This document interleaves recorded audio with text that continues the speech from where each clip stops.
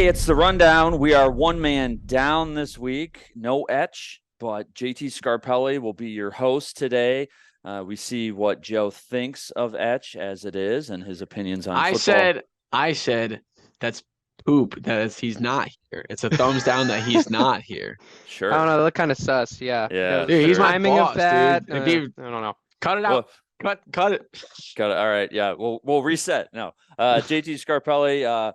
So I do the Big Rapids high school football games. I'm the baseball coach at the high school.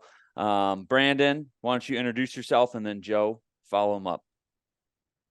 All right. My name is Brandon Worth. I am the primary caller for play-by-play for Reed City Coyote football, former Coyote alum myself. But I handed it off this week due to travel duties to the man that will now introduce himself. Hey, I'm Joe. I do the afternoon show. I produce some of the games, but this week I will once again be on the call for Reed City High School football. So it's gonna be a good time. Yeah, it should be a good time. So we had a little bit less of an action-packed, I would say, week of high school football in the CSA last week. We had some lopsided affairs. Really, the closest game was Tri-County hosting Central Montcalm, which was a little bit of a surprise. But Big Rapids took care of Grant 37-13. Reed City took care of Newaygo 44-14. Both those games were 10. We were 10 minutes away from each other, Joe. We were just right up the road. Should have gotten like dinner or something after. Yeah, I mean, there's a couple places on the way back. Downtown Newaygo, kind of underrated. I said on the broadcast, Newaygo's a sick town. Yeah, it's Not too an bad. underrated little place, you know. Yeah, and then Kent City, kind of as expected, did their thing against Morley Stanwood. And White Cloud played Muskegon Heights, and I believe Chip Hills, they won on Thursday night. They played Thursday night. So coming up this week, we got some big games. You know, the conference is on the line, but before we get to that, we have a gold-silver matchup that on paper looks like it's going to be a pretty good game, but historically they're not usually close. But Reed City has to go to Kent City to take on the Eagles. Brandon, why don't you give us a rundown of that game? Yeah, absolutely. As you mentioned, gold against silver oftentimes historically has favored heavily towards the gold teams, but this might be one of those matchups that I think we're going to overlook because Kent City's a good football team right now. They're 5-1. When you look actually at these two teams as far as looking at MHSA playoff projections, just based on recent data as well as playoff points, both of these teams are sitting right next to each other, literally in the order, and you see both teams right at that 32-33 mark. So that just shows you right there how heavily the heavyweight fight this is going to be between these two teams. But I think when it comes down to it, you're going to see a gritty football game. I can't anticipate we're going to see a 40-40 type shootout. This could even be a potential game where 3 touchdowns might win you this football game. I think it's going to be a really fun game. You saw what Reed City did last week, the run game against Newaygo. They were able to really do well up the middle, which is something they've really tried to work on. They've been able to use the outsides with their speed a lot this season, but a lot of teams have stuffed them up the middle, especially from earlier weeks in the season. This past week, they got it right, and that's the momentum that they need going into this game. But Kent City, they're a team that want to play these gritty football games too. They're a team that can put up offensive points, but it's not necessarily by beating teams with deep plays and huge returns and momentum swings. They like to just grind, they like to stay gritty, and they like to wear you out, similar to a team across the other side. So this, I think, is going to be a really fun football game, and really it locks up potentially for Reed City.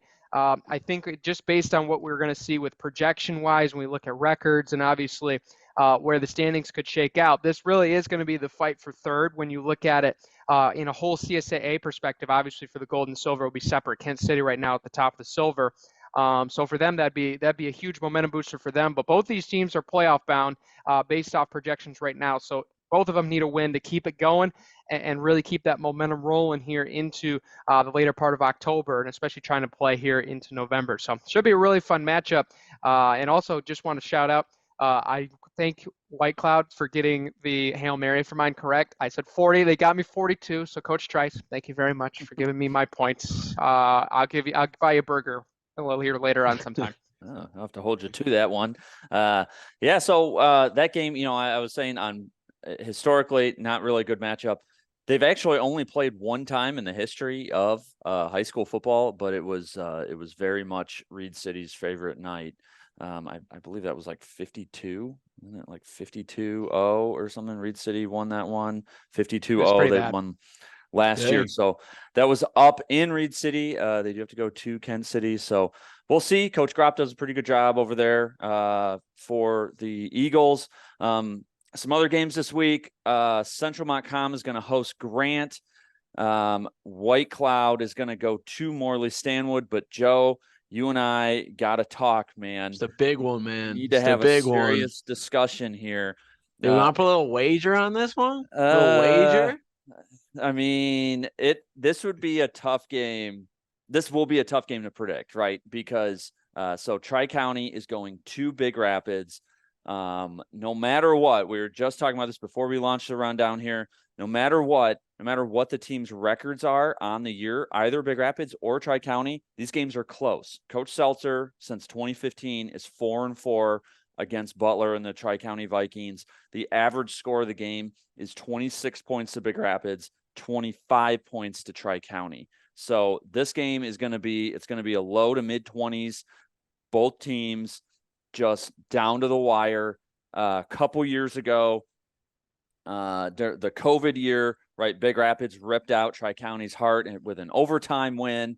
Strickler was the assassin in that one. The next year, Strickler tried to do it again, but Barenwald blew the game up as time expired. Big Bear Trent and Tri-County won that one as time expired in Cardinal Stadium. And then last year, Big Rapids went down to Tri-County and won a heartbreaker down there for the Vikings. So it's going back to back. That trend probably says that this game should go Tri-County's way, right? Win, loss, win, loss. But man, it's going to be close. Big Rapids expected to have their starters back, including Riley Venix and Caleb Dabowski, two guys who have been out the last 2 weeks. Cole Heiss has done a nice job for Big Rapids in managing the offense. But with Riley back, it adds a whole nother dynamic, a lot more explosiveness. With Dabowski back, it adds a lot more explosiveness. But the underrated side of their absence that was exposed by Coach Palong and Tyler Gear out at Chip Hills is their defensive abilities. Having Venix and Dubo back into the secondary on the defensive side plugs some pretty big holes for them to protect against the pass. Now, Joe, my question to you is, what do you think Tri-County's game plan is going to be coming into this? They've been historically a run-first team. Are they going to try to space it out to take advantage of the secondary at all? That's the thing, is because especially with last week, we saw against Central Montcalm struggled with getting points on the board. This is the first time, other than that Reed City game, where they haven't scored more than 30 points in a game. And this team, especially, like, you've looked at it and they've been able to kind of spread it out when need be. Last year, when they had those, when they had the factors of Stuart Gold and stuff like that, that could go over the top, and you can actually have that deep ball attack. Now you don't really have as much speed as you did last year. So you, like you said, run first now, kind of. So it's going to be interesting if they want to kind of keep on playing to their strengths and what's good, because with Big Rapids, that might not be the hardest thing to compete with, especially, in Central Montcalm. I mean, I didn't expect them to play like that last week, and almost everybody else that was, other than probably Central Montcalm fans, were not expecting that outcome. I thought it was going to be probably a 3-score deficit or a 3-score difference, and Tri-County was going to take that one, but it was down to the wire. But Tri-County also has been a team that's kind of has sort of a setback game here and there, especially in these past few years where they've gotten those winning percentages above 500 in the season. And maybe, even though they got the W, that was kind of Central Montcalm. That was kind of that setback game for them. And will they be able to kind of come back, especially against Big Rapids? Because I remember last time when I went to that game at Big Rapids, Tri-County versus Big Rapids, Tri-County was in the lead, I think, if I remember correctly, most of the game. The Big Rapids came back near the end. So if they come out firing on all cylinders, I think they'll be all right. They just got to make sure they score on that first drive. And I think if they put Big Rapids on their heels right off the gate, then I think they'll be in the driver's seat, because I know for a fact they like to be in the lead. Like when they're in the lead, they're comfortable. They know how to play the game, but playing on their heels and from behind is not always their strong suit. So scoring first and making sure that the defense just does their assignments the right way is going to be the big thing. But I don't know, especially with how Big Rapids been playing lately and the win that they got last week. It's going to be interesting because a 37-13 win over Grant is pretty solid, if you ask me. Yeah, and one of those touchdowns for Grant actually wasn't even it wasn't on the defense. It was a special teams kick return. So the defense really only gave up one score at the very end of the game. It's the you got to flip that script for Big Rapids mode to success here. They don't give up many points. They give up less than 20% of their total points in that first quarter. They score more than 30% of their points in that first quarter. So if the defense can cinch up, hunker down, and the offense takes off, just like you're saying, Joe, right? Like that can really shift the game either way. But I think historically, it's also these matchups between these two teams show that you really got to watch until the fourth quarter because you don't know what is going to happen. That fourth quarter, I mean, Strickler has been pretty cold-blooded against the Vikings throughout his career. Anyone that doesn't know, for some reason, graduated, currently playing over at Elma. So now it's up to Riley Venix to take that over. But, man, Will through the air, he had a lot of success against Butler. You got to wonder if some of the scoring success for Central Montcalm came via the arm of Emmett Lingman. You know, I think he's a sophomore quarterback, big kid, can chuck the ball a little bit. Maybe he finds some space in the secondary. Maybe that's why that game was a little close. But you can't, I do also agree with you though, Joe, you kind of can't put too much on a single game like that. They're high school, right? This is the high school level. They have letdown games. Tri-County could have been trying to look past the Hornets to the Cardinals for this week. You never know. So one thing that we both do know is that both these teams are going to come out ready to fly. Yeah, absolutely. It is also Veterans game.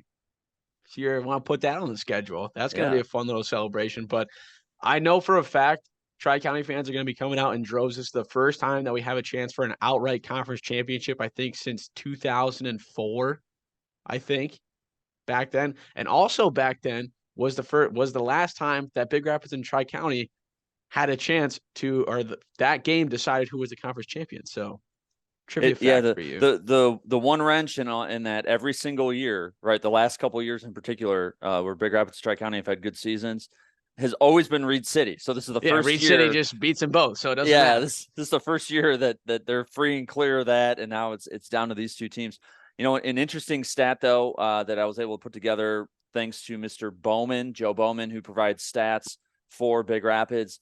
This Cardinal defense does not give up a whole lot on the ground. They've given up 723 total yards this season. That's it on the ground. The most amount that they gave up rushing on the ground, I believe, was to Reed City with 161. Just kidding. Pawpaw 196, Reed City 161, Chip 155. But last week, -3 yards on the ground for the Grant Tigers in that game. 78% of plays run against this Big Rapids defense go right into that. They run the ball. Opponents have been running the ball against this defense. That front line for the Cardinals has done well. The linebacker core has done well. They actually moved Wilbur to defensive end as an outside linebacker, more like last week. Saw a lot of success. So Coach Fricke making some adjustments for the Cardinals, but we'll see how that matchup kind of comes down on Friday night. We'll be looking forward to that. Before we get to the Hail Marys, I do want to go over some playoff implications for these top three teams that we've mentioned in the CSAA.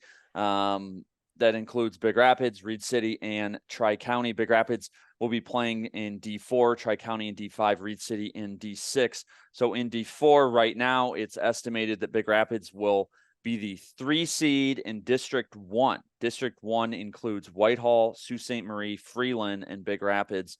So Big Rapids as the 3 seed, the Sioux as the 4 seed. The Sioux would go to Whitehall. Big Rapids would go to Freeland. Freeland ain't no joke either. That team has put up a lot of points. They have one game that was against Clare. They won on opening night 29-26. Other than that, every game 50-plus points for this team. They haven't given up more than 20 points since that first week as well. Freeland, a very, very good team. So if the Cardinals can win out, right, Friday night's game is huge for the playoff implications. Can they get to a point where they are hosting instead of going somewhere? That's the big question. And also, can they do anything about it is the other question, though, as the season shakes out, because they are stuck with Morley Stanwood, who has yet to win a game, and Elma, who also is not very good. So that's not going to help their playoff points, even with wins. Now, when we switch over, Joe, to Tri-County playing in D5, they're also Region 1, District 1. Their district in Region 1 is Gladwin, Ogama Heights, and Kingsford. Gladwin, the 1 seed. Right now, Tri-County slated to be the 2 seed, so they would host Kingsford. But it's a thin margin right there, so a loss could potentially flip that depending on how Kingsford ends their season. They might have to go up to the UP.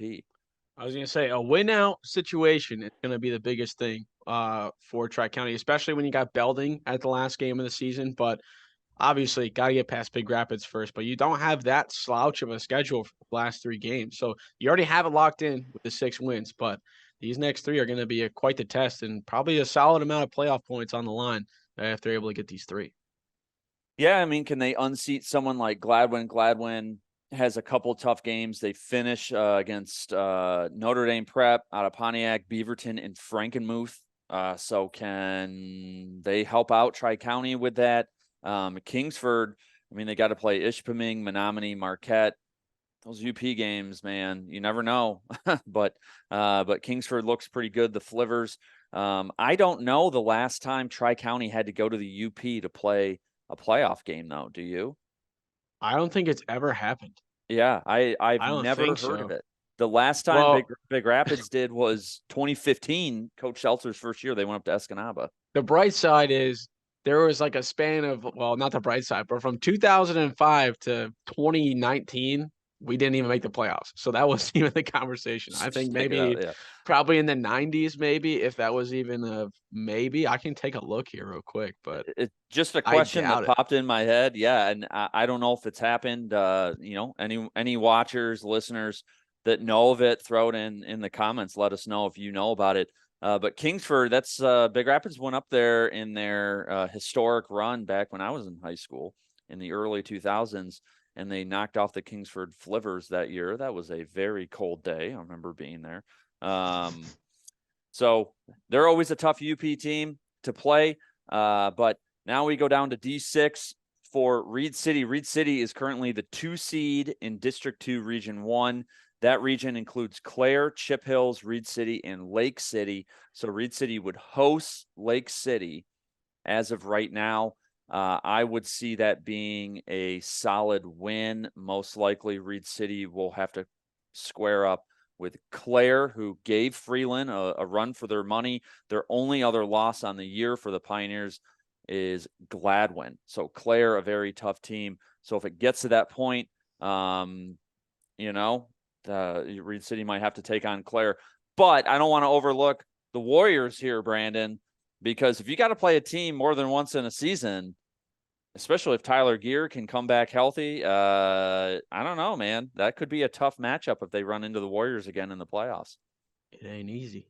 So I say don't get too carried away here, because Chip Hills was a team when they played Reed City, obviously was really banged up. That was one of their first games without Sadoff. They obviously had a couple injuries during that game altogether that has really put their personnel down, but they've started to adjust with that. Obviously, you saw the result from this past week, being able to really just absolutely demolish Lakeview in that neutral site game over at Top Taggart Field here just down the road. But especially when you look at that district overall, I mean, you're looking at a lot of familiar teams. That's a really big thing when it comes to looking at the postseason. I mean, Lake City is a team that's always been around the area. They've always been a pretty good football club, and now obviously you see them in round 1. They're a team that you could definitely see with their scheme and based off of just overall historical results for the postseason. I think Reed City would be fair to be favored in that game. Then you have Clare and Chippewa Hills. I mean, the times Reed City and Clare have faced off is you can't count on fingers and toes over the past 10 years in any sports in the postseason. So those two teams know each other really well. But then you obviously in District 1, if you were looking that far ahead, you got teams that you faced off against this year. Kingsley, that #1 seed, we played them in week 1, and they really want to get that game back from talking to those players. That's the #1 game they want back. And then obviously down there at the 3 seed is Nogany, the team that you fell in the state semis that knocked you away 1 game away from Fort Field. So you look at those two teams there as up there as well. But I think based on it, you looked at where all these teams are sitting at right now, especially for Reed City. Right now, if you're looking at a win-out situation for Reed City, that's the best. A Cadillac game in week 9 is going to be really interesting because Cadillac right now, I believe last time I checked, I think over in Division 3, they're fighting to get in. They're just on the outside looking in. I think they're at 35 or 36. So they need to basically win out and get some points to try to get into the postseason for them. So that week 9 game might be even the most to them more than Reed City, who might have a little bit more of a comfortable situation here in Division 6. So that's going to be a really fun football game in week 9. But when you look at Big Rapids right now in Tri-County, both of those teams, especially for Tri-County, they're controlling their own destiny. They can get some wins together. They're going to be looking at the postseason and looking at it really well in Division 5. And then Big Rapids, obviously, they get a win this week. That'll be absolutely huge for their postseason implications because they have the slimmest of margins. You seem to go up the divisions, and every win matters just as much. And especially, I'm glad you guys mentioned the overall history of that matchup with the last 8 games. Funny as it is, the first 4 years, the home team has won. The last 4 years consecutively, the away team has won. So we're either going to see a trend continue or one snap on Friday. So, and I think as I put on my Bill Belichick hoodie, we're going to see a little bit of a schematic battle between these two coaches. I think it'll be a really fun one. I'm looking forward to seeing that one Friday night. I'm excited, man. It's finally we got some football weather. It's going to be chilly. It's going to be a classic October Friday night, and I am very excited. I'm a little disappointed. Well, let me rephrase that. I have to call the game for Reed City. I would like to go watch the Tri-County game, but I will muster up the courage and call the game. Well, I'll give you as many updates as I can, Joe. All right, appreciate it. So let's get to Hail Marys as we wrap up the rundown this week. Let's start with Joe. You're just finishing that thought. Why don't you pick up on this thought? Man, I honestly haven't even thought about a Hail Mary yet, so you put me on the spot. But real quick, I think Grant this week is going to win by 20 points. Okay. They're taking on Central Montcalm. Haven't won since week 1. They're getting the second one this week. All Guarantee right. it. What about you, Brandon? Someone salty is his alma mater almost lost last week. I can just tell. I was very happy with the points scale Hail Mary last week. So I'm going to continue one again this week. And it's going to be that Chip Hills Newaygo game. Chip Hills has done very well at home. So many are probably expecting a blowout against Newaygo. It's coming off a loss against Reed City. I think it's going to be a little closer. I think this game's within 10 on Friday. Chippewa Hills might still get the win, but I think Newaygo is going to put up a really good fight because they're starting to find their stride here at the end of the season. We see a lot of teams that are going under new coaching staffs. You obviously find their way at the end of the season. For Coach Polong 2 years ago, and that was the same for them. So I'm going to expect the same thing there for Newaygo and Coach Munger. I think they're going to make this a really close game within 10 points. I think Newaygo holds on against Chip Hills to a close fought loss based on the projection. So that's what I'm going to go with for the Hail Mary. I think Newaygo keeps it within 10. I'm going to go back to my roots on my Hail Mary. Morley Stanwood, baby. They're breaking the streak. They need it. They're breaking the streak. They're hosting the White Cloud Indians. Dude, it's possible. It's possible. This is it. I have another one, right? Somebody get a clicker because the attendance record for the new Cardinal Stadium is going to be broken this Friday. I can almost guarantee you that. Bigger than the Reed City game, man. Reed City was packed. You think this one? The thing is, though, this one's got like the real deal. Like this is conference championship. Tri-County always travels well. I can guarantee you that. Big Rapids, there's going to be a lot of people there. Tell somebody to get a clicker on the right when everybody's coming in because you could see a couple thousand people there. That would be great. All right. That's the rundown for this week. We got all of your high school football from last week and then what's coming up this week. So you can listen to Big Rapids on Big Country 100.9 with myself. I will have Jason Kostecki and Noah Brandt on with me as well. We will kick that off at 6:45 on Friday. Joe, you will have Reed City filling in for Mr. Brendel. Tell us about that. When are you going on air? Excited. Probably around 6:45-ish. Depending on if the old tie line works again. That would be sick. We'll get it figured out. Yeah, we'll for sure get it figured out. But plan on 6:45. I'll bring the energy for sure. But it's gonna be a good time. All right. And Brandon, any final thoughts as we go into this week? For those building high schools, consideration broadcasters, don't put trees next to your field, please. That's all we ask. It makes things a lot harder. Before we go, Brandon, Tri-County or Big Rapids, who do you got? Oh gosh, you're putting me on the spot. I think I'm gonna go with the numbers, and I think TC pulls this one out by 3. Wow. And it might be just with a little bit of bias against a certain anti-Reed City fan to the left on my Zoom screen. So yeah, so could be also with that too. We're not friends. I'm gonna have to come talk to you. So all right, fine. All right, that's the rundown. As long as I get my paychecks, we're cool. Hey, till next week. We'll see you guys later. Thanks.